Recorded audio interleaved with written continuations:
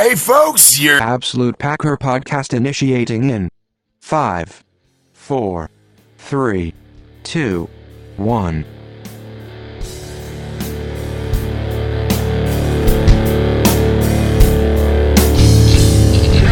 Hello out there, Packer Nation. This is the Absolute Packer podcast with Andy and Elliot. We're on episode 4, which means the regular season is just upon us. So the preseason is finally over, thank the Lord. And I'm tired, truth be told. Real quick, I think for all the listeners out there, I just got back from Colorado. I ended up hiking Pikes Peak over this last weekend. So what's funny is I missed a fair amount of the flurry of activity that was going on to get down to the 53-man roster because I was busy climbing a mountain. But now I'm back and I'm catching up on all the stuff, and there's a lot of stuff to report on. What do you think, Elliot? Yeah, you sound tired. It's funny. I sound tired. I am tired. My body is recovering, but I feel really good when you climb that much ground and you take that much time. I mean, the sense of satisfaction you get from that is great. And I think I mentioned this to you right before we started recording.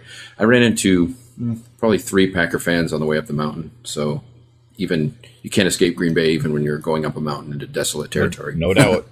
That is true. So you want to just jump right into things? Yeah, let's just bang right into it. So let's talk about. I just had a couple things because I know you didn't catch much of the game. So there's a big interception from Kentrell Brice. Did we keep him?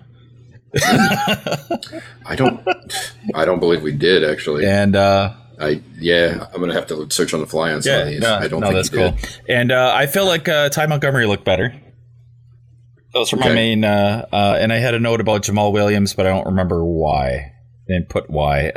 And he's one of the rookie running backs. Yeah. I'm looking at some of the notes. I can't exactly tell what they are, but I'm pretty sure they kept all the running backs. Yeah, I think so. So we were reading that Deadspin article. I think they mentioned in there that we have 25 running backs, something like that. And they're all converted from other positions into running backs. Yeah, it's funny. That's a great annual tradition that we'll focus on later. So, I don't know if you have any comments on that stuff or if you want to just kind of go into some of your notes on the roster changes of the week.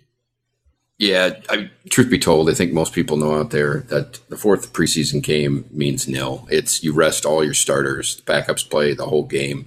I mean, are there some players that need to show well to make the team? I think the answer to that is yes. There's some select players that need to show themselves, but the roster is pretty much set, and you're watching a lot of guys that will be either unemployed in the league or they'll be signed to a practice squad. So the 4th preseason game, if you're looking for good football to watch, that ain't it. But they still have to do it because it's the NFL and there's 4 preseason games.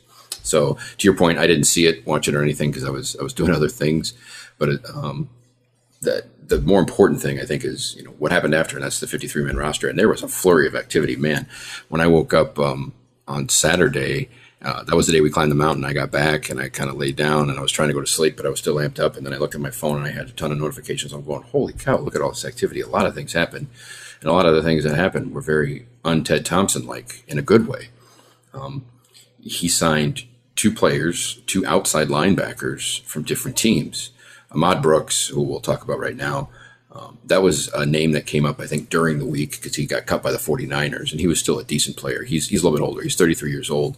But look, let's be honest. The whole reason the Packers were even interested in signing a player like that, who has a checkered past, believe it or not, is because they are razor thin at outside linebacker. The 2 guys they had backing up, Clay Matthews and Nick Perry, were basically cardboard cutouts. You know how I feel about Kyler Fackrell and Jaron Elliott.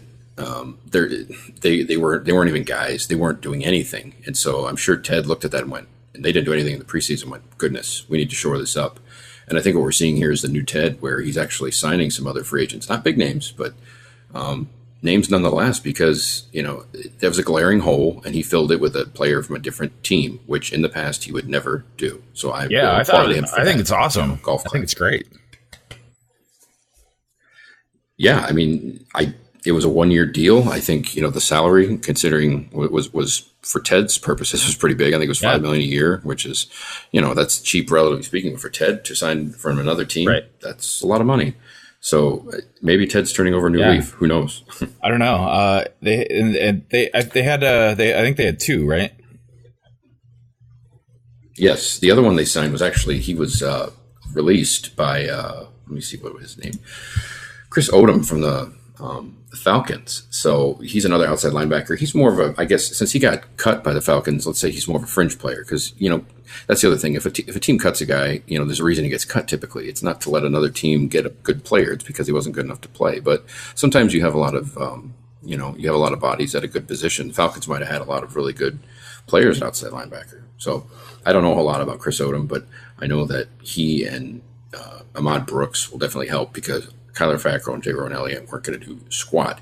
And as I'm talking about this, Jayrone Elliott got traded to the Cowboys for like a conditional pick, and it wasn't a high pick, so the Packers gave up on Elliott. I mean, and I don't blame him because he was getting hurt, and he never did anything. I mean, and let's be honest too, Clay Matthews and Nick Perry both got hurt in the preseason. You saw that.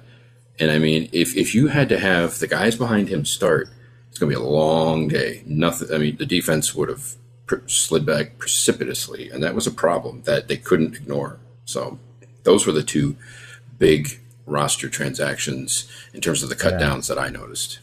I'm cautiously optimistic. I don't know. I think that's a great word.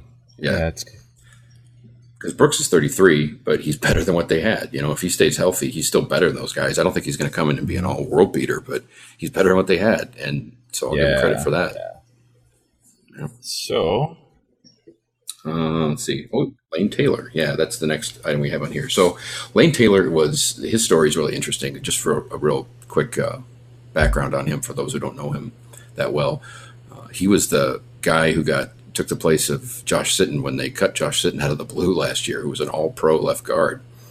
And Lane Taylor was an undrafted free agent. It wasn't even a draft pick. Signed off the street a couple years ago by Ted. And everybody was all up in arms going, oh, my God, they're going to stink. And Lane Taylor last year didn't even have a good camp. He didn't look very good. But then when they cut Josh Sitton and he stepped in, he did great.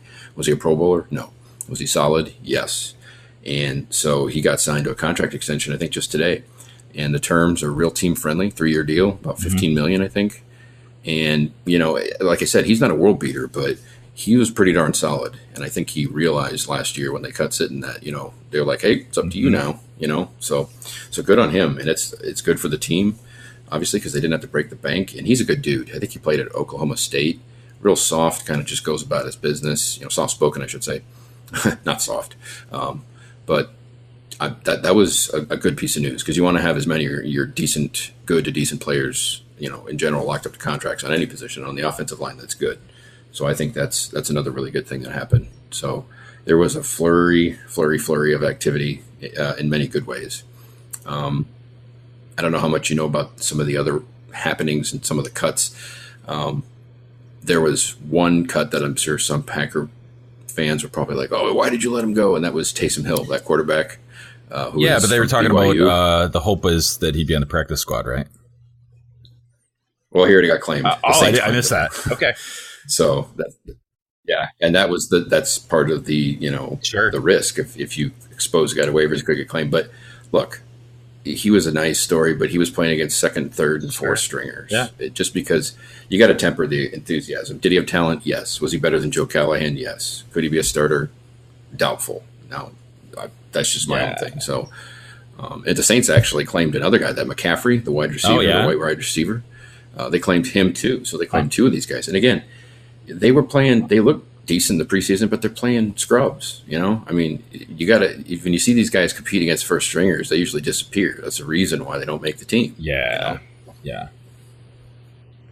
So I would say that the Taysom Hill was the only one that somewhat surprised me. But it wasn't a total shock. Everything else that happened, I was like, oh, that makes sense. So, ready. They have what they need going in the regular season, and here we do. I'm excited for Sunday. I don't know. Yeah, I'm getting back into the football, like the Uber. What do you want to call it? The Uber. Almost like it's funny. It's like anxiety for me. Yeah, in a way. It's like I get really anxious around it. I think we all do. It's like an intensity and an anxiety. Anxiety is a good word for it. Yeah. It's a perfect word. we're excited, we're pretty sure, but yet we're afraid. It's anxiety. Yeah, it's great. Yep, exactly. Yeah. It's like going to the first day of school, which is tomorrow for all our kids. Hey. I had to put my daughter to school, and she's excited but nervous. My first day back too. I teach OTGB. Nice, cool. Congrats. What are you teaching football? No, thank God. Because you think our coaching staff is bad. I would be terrible at that. Yeah. No, only Dom Capers. Oh, I didn't say that. No, kidding. Yeah, nice. So, I mean, with that, I think that pretty much sets up, the roster and the X's and O's kind of portion of what we want to talk about there. Again, there's a flurry of activity, and I think we hit on most of the big stuff. It was a lot of stuff, and like I told you, I picked a hell of a time to be out of the state and doing something, to get completely pulled away. Because when I got back, I was like, oh, look at all these moves. Look at all this. Look at all that. I just climbed a mountain and I can't feel my body. Right. It's funny. But so we had, I dropped a couple links into our document, Sports Illustrated. I don't know if you have any comments on that. It's, interesting. There's a couple. Yeah, I would say number one, and again, this is Andy Benoit, who wrote for SI/MMQB. So we're sort of just breaking down what he had written, which actually just came out today, September 4th. The first item he has on there, number one, it's like 10 things about a team is kind of the theme that he goes on. And the first sentence is fantastic. Aaron Rodgers is a paradox. And what he basically says is Aaron Rodgers is one of the only quarterbacks he's ever seen that can purposefully look away open guys in order to buy time to get somebody else down the field. And we see that all the time, and he makes it look easy and he makes it look great. But I'm telling you, the league is littered with guys in the history who try to do that same thing, can't do it. And if you don't throw to the open guy and you don't move the chains, you aren't going to be a quarterback in the NFL. You won't even be a backup. So his talent is just so immense that basically his own coaches and other, higher ups can just look past some of these simple things that he does because his athletic talent and his acumen at the position is that high. It's really incredible. And I think he broke it down well in that first paragraph. Yeah. So I think I just kind of skimmed it, and the thing that I was excited about is item number 4. It looks like we're going to have some good tight ends this year, and I think that is going to be. I think that's crucial. And, they pulled out some stats here. The Packers were 10-3 when we had Jared Cook. And when we didn't, 2-4. And I didn't know the statistics to that level, but yeah, I feel that. So. Yeah. And I can expand on it a little bit. There's a reason that, Jared Cook is obviously, he's basically, guys like him or Martellus Bennett, they're almost like hybrid wide receivers. They have a lot of athletic ability, but they're big pass catchers. So, sure. They play tight end. But, when you look at the past few years where the Packers have struggled to move the ball, even with Rodgers, it's because they can't throw anywhere in the middle of the field. Every route they run with the receivers, every pass that's being thrown is going to the sidelines. You know what I mean? It's going to these outside wide receivers. They had nobody in the middle that could open up the field and open up that coverage until they got Jared Cook last year. Before that, it was Jermichael Finley. And then when Finley went down, they had a dearth at tight end for like 3 years, and that's when you saw the malaise sink in. So it took Ted way too long to realize that they needed to find ways to open up, in the middle of the field. So then they went out and got Martellus Bennett, who we all know is, he's an established guy and he's a really interesting dude, but they also got Lance Kendricks from Wisconsin. So they got 2 tight ends. They're not exactly the same type of player, but they got those guys to catch balls in the middle of the field where in the past they have sorely lacked. Like I said, you see every other pass going up the sideline, opposing sidelines to our wide receivers. And if the defense knows what they're going to do all day long, they're not even going to worry about the middle of the field because you got nobody who can beat you over the middle of the field. So yeah. And then number 8, Clay Matthews needs to rebound. Yes. I don't always notice everything that happens on defense, honestly, but Clay Matthews did not come up big last season. And some of that's injuries, but I think that they nailed it, that it's hard to tell if it's injuries or just age, and hopefully it was just injuries. He's not coming back. He's not going to come back to what he was. And there's 2 reasons for that. Number one, the reason he played well a couple years ago was because they moved him to inside linebacker, and nobody in the league was ready for that. And he kind of took the world by storm. He didn't get a lot of sacks, but he helped the run game when they moved him to inside linebacker. So last year, that was in 2015. So in 2016, they moved him back to outside linebacker, which was his natural position. And I immediately said, this isn't going to do anything, because he wasn't getting it done before that at outside linebacker. And lo and behold, he disappeared. Now he got injured again. I've kind of said this in the past. Clay Matthews at 90% is the drop off from him being 100% healthy to 90% is so severe. It's not like other players. Everybody plays hurt, but Clay Matthews basically has to be 100% healthy to be effective. If he has any drop, he's invisible. I mean, he was, he at outside linebacker last year, he would get one-on-one with, poor left tackles or poor right tackles, guys who were inferior draft picks and all that, and he would get stonewalled. And what happened with him is, he's paying for what he did early in his career. He's an established veteran, and he beat his body up. I mean, you saw him early in his career. He was throwing his body around everywhere. He didn't care. And so he's a shell of himself. And, I mean, he's better as a starter than what they got, but I would be willing to bet that Ahmad Brooks is not as good, but he's pretty close to what Clay Matthews is. The Clay Matthews you saw of old, he's never coming back. He's not. He's just not.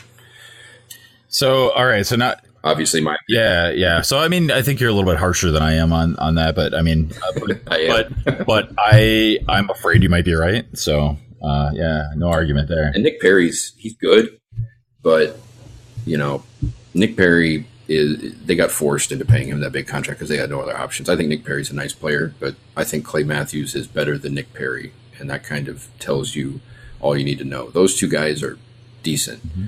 They're not Jags, as I call them. They're not just bodies. They're a little bit better, but not much. So, I think you're going to see heavy rotation with Clay Matthews, Nick Perry, Ahmad Brooks, and this other guy. I don't think Kyler Fackrell's going to see much of the field. I don't think they want him to because he's not good. I mean, unless there's injuries, you shouldn't see him. So I was excited for the Ahmad Brooks signing because he was a better player that was on another roster that we could got. So I'll give Ted credit for getting him. But I think this is Clay Matthews. It could be his last year with the Packers. I think they'll cut him next year because of salary. So is something banging on over there? No, I'm probably doing it again. Oh. I'm probably moving things over. Okay. Sorry. No, well, I mean, it'll yeah, I'll chop it. It's the chair. I'll chop this out, but yeah. Sorry. No, so when you're talking, I can't take it out. So don't worry about it. So anyway, the on the Cheesehead TV top 10 thing, I mean, so it's very, it's very different. They're Packer fans, obviously, right? So number 8, 9, and 10 are interesting predictions. Aaron Rodgers will set a new career high in total touchdowns. Rodgers will take home his 3rd NFL MVP, and Rodgers and the Packers will face Brady and the Patriots in the Super Bowl. I actually, wish I could bet against the Patriots because I can't imagine that they're going to make it. I really just don't see that happening. You don't think the Patriots? No. You don't think the Patriots will make the Super Bowl? No. And I mean, and I think the Packers have even odds, against who else is in the NFC. But it's hard to get there 2 years in a row, and they've done it 2 years in a row quite a amount of times. So. But I think that Brady's past his prime. No matter how hard he wants to fight it, I agree. I mean, it's not a shoe-in, but I think that Atlanta collapsed more than they ran away with it last year. So we'll see. Could be, but it's I look at the AFC too, and I go, who scares you in the AFC outside of the Patriots? I mean, are there some other good teams? There's some decent ones, but it's like. Yeah. In the AFC, it's the Patriots and everybody else. I mean, that division they play in is an abomination. Do you know the division the Patriots play in? They play in the same division as the Bills and the Jets. I know. Two teams that are just dumpster fire teams. Yeah. And then the Dolphins, who just lost their starting quarterback, now they got Cutler. I mean, they play in a dumpster. That is absolutely the worst division. Yeah, no doubt. And I mean, and the Packers theoretically have a pretty easy division this year too. But yeah, I would agree. So I would agree with that. I mean, so from that standpoint. We should make it, and so should they, but we will see. In terms of these predictions on Cheesehead TV, I could see that Rodgers gets either close or has a really high touchdown ratio, and that's because of the new tight ends, obviously. Uh-huh. The receivers, are pretty darn good, but he's got 2 tight ends. As long as they stay healthy, and McCarthy, I think, uses Ty Montgomery the right way as a dynamic threat back there, I could see that happening. And if that happens, if Rodgers has numbers that get close to 2015, he'll win the MVP award. So I could see 8 and 9 happening. Getting to the Super Bowl, I've gone to this in the past. Rodgers can only do so much. The defense has to come through in some regard. And until I see the defense do something in January, and that means stop somebody in the playoffs, I'm never going to pick the Packers to win the Super Bowl. I know. In the playoffs, they gotta just step the ball. And the reason why they get trounced in the playoffs is they're hitting all the good teams, playoff teams, right? And what's happening there is the Packers are getting exposed for how bad their defense is. Their defense does okay versus decent teams. It does really well against crap teams, and it just folds like a cheap suit against good teams. It's been exposed many times that the defense cannot stop good teams. It just can't. So until they can prove it, I'm not picking the Packers to win the Super Bowl. If the defense looks decently improved and it's around the middle of the pack, Packers are the team to beat. Simple as that. Yeah, no question. So the Deadspin article, you got anything to say about that? Because I want to save a little time for talking about the Seattle game. See what sure. Thoughts. The Deadspin article. So for those who don't know, Deadspin does this every year, and they call it the Your Team Sucks, insert year, and then every team. And they've done it for, I want to say, 5 or 6 years, maybe more. And so the Packers one they just released, and it's every bit the sarcastic, passive-aggressive indictment of the team and the fans and the front office. There's little elements of truth within it, as always, but it's also really entertaining to read. I mean, Deadspin is a subsidiary, or it's a part of Gawker Media, and those guys, we know how they write, and a lot of people know how they write, so this is right up their alley. In terms of some of the highlights, the comment about Jordy Nelson getting on Hunter's wall was pretty good. I love comedy, so that was really good. Let me find the actual quote. I'm shocked. Here it is, quote unquote. I'm shocked Jordy hasn't been clubbed by a hunter and mounted on the wall of a Rhinelander log cabin. Yeah. That's pretty darn good. Yeah. And full disclosure, this article was written by a self-proclaimed Vikings fan, so he's obviously got a stake in the game to really stick it to the Packers and the fans. But it was still funny. It was pretty good. Yeah, it was great. Every one of these are always well written. I mean, every now and then I try to go into these. I haven't done it this year, but you go into the teams are going to be bad. Like in this instance, like this year, I need to find the one for the Jets, because the Jets might be an all-time bad team this year. They're like a once in a generation. They're just going to be absolutely horrific. They have basically no NFL talent on their roster. I would love to read the Deadspin Why Your Team Sucks, the Jets. That would be yeah for this year. It's a double length article. Yeah.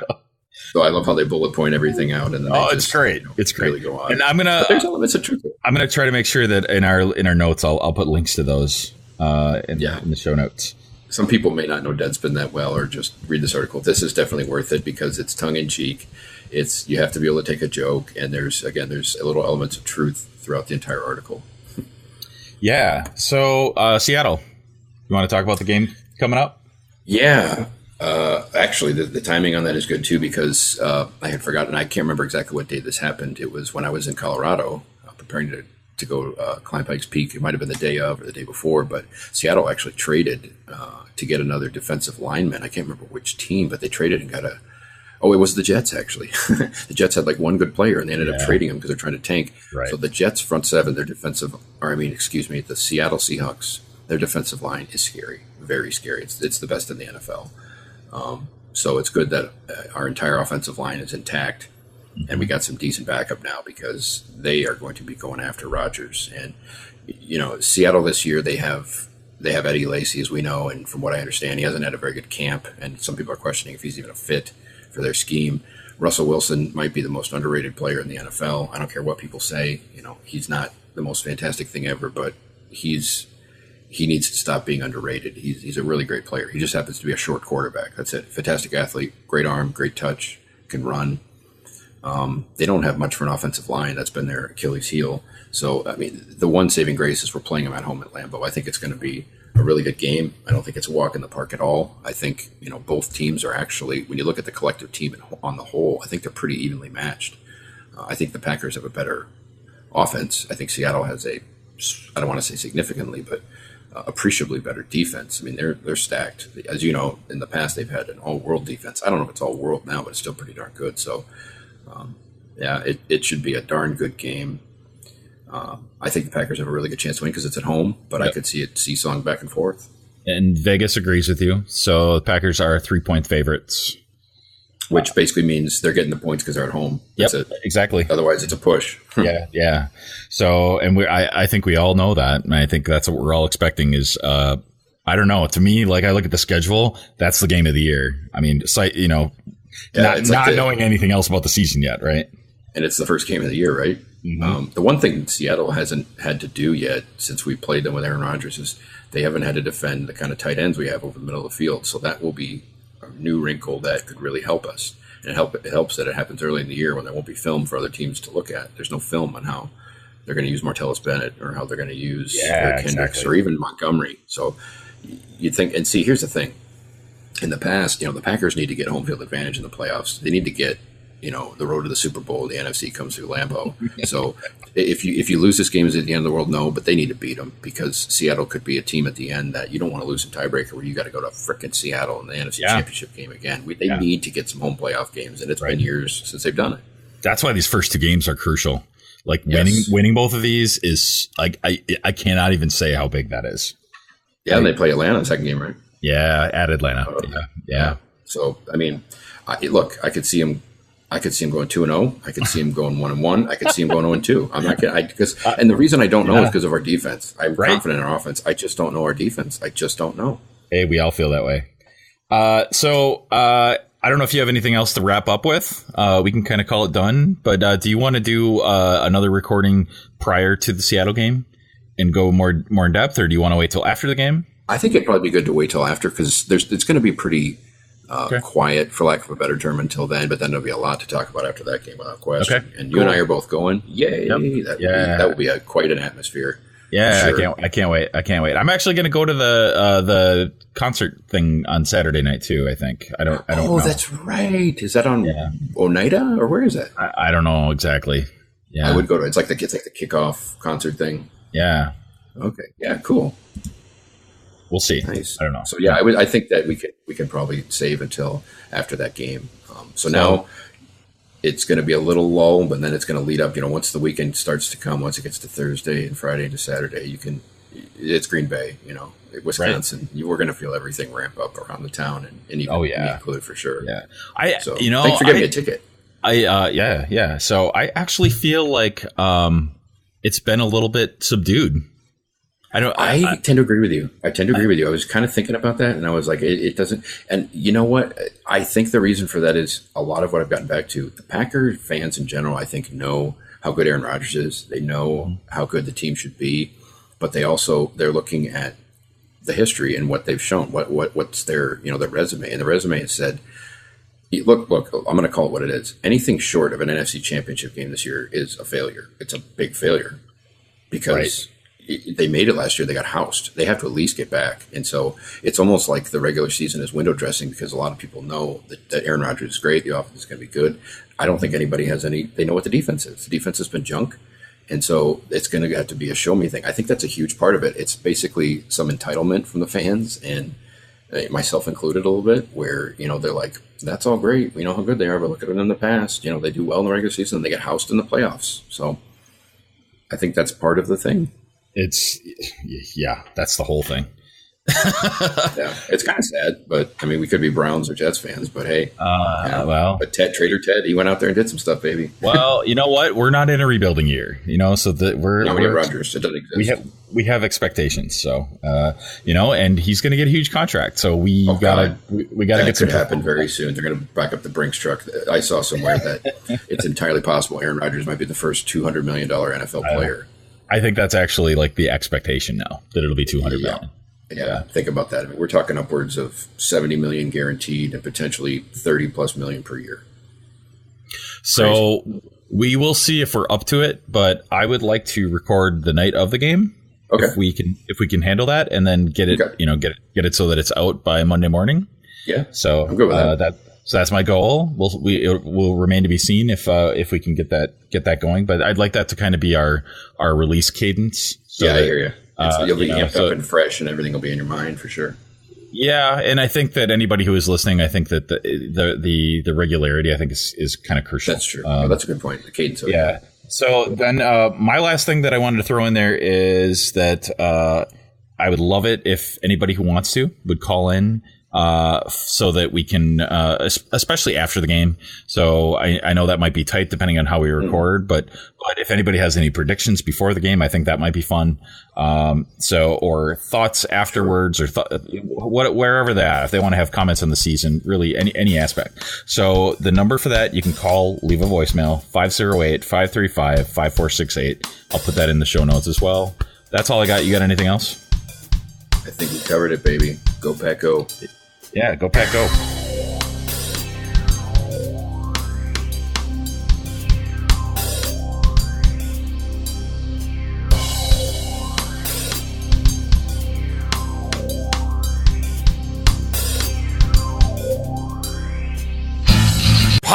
Podcast. Chair.